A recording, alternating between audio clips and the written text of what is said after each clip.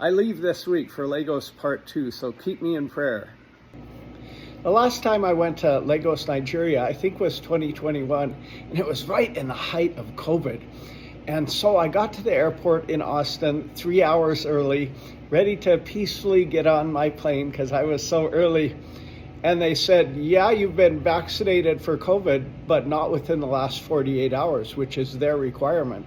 I figured out there was a place I could get the vaccination, but it was 30 minutes away. And I go for events, for musical events, for concert crusades, whatever. So it doesn't do me any good to be 2 days late. I drove at over 90 miles an hour and ran some stoplights and got there in 20 and got the vaccination and sped back to the airport. Oftentimes when I go out, I may only have 3 serious intercessors for what I'm doing, but I thank God for those intercessors because I didn't get stopped by any police. And I got there and was just barely in the nick of time able to get on the airplane. I had had a few well-meaning friends say, don't get that vaccine, it'll mess up your health forever.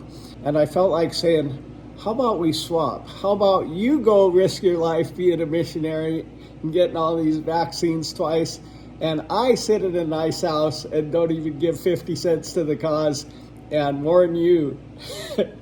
But I claimed the verse in Mark 16 that no deadly thing would harm me because I had to get it. There was no getting on the plane without it. Then before I could get on the plane, they checked every single person's temperature. If you were 2 degrees over in your temperature, you couldn't get on the plane. And then when I got to Lagos, they did the same thing. They checked temperature, and if you were 2 degrees over, you couldn't get in the country. I was thinking, man, what would happen if you developed COVID while you were on the plane and you were 2 degrees over and you couldn't come in the country and you couldn't get back on the plane? Do they just kill you or what?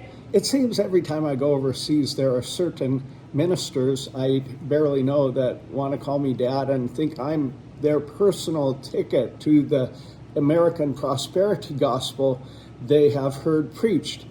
One of them, the last time I went to Lagos, I had a really cool shirt. He said, Dad, can I have your shirt? And I thought, I'll just give it to him. I gave him my shirt, but he didn't get my anointing. He was the type in the Bible that was just after the fish and the loaves.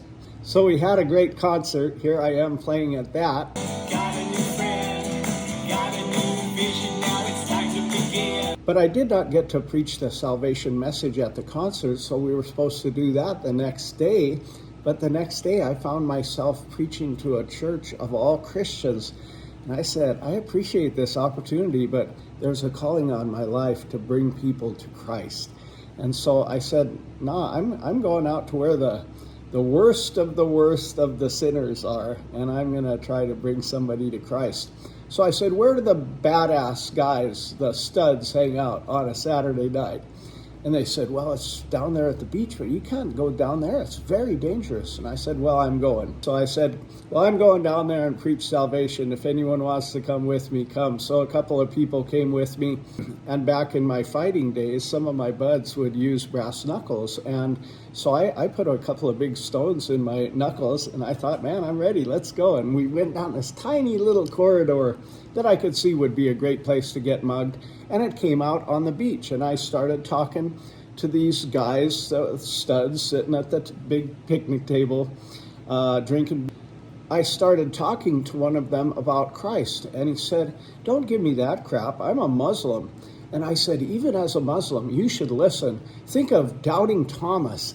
He said he wouldn't even believe until he put his hand in the hole and everything. I said, I just about got killed in Chennai, India, and I did. And the next day we went to Doubting Thomas's tomb, and they speared him in India. So he walked 2,000 kilometers to tell these folks about Christ, and then he got speared to death. Would he have done that if he didn't know that Jesus rose from the dead? Think about it, Kazim.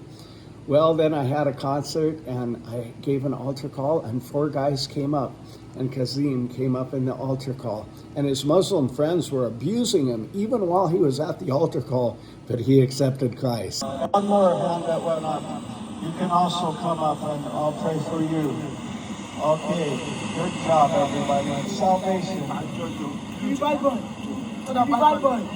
and to my Father.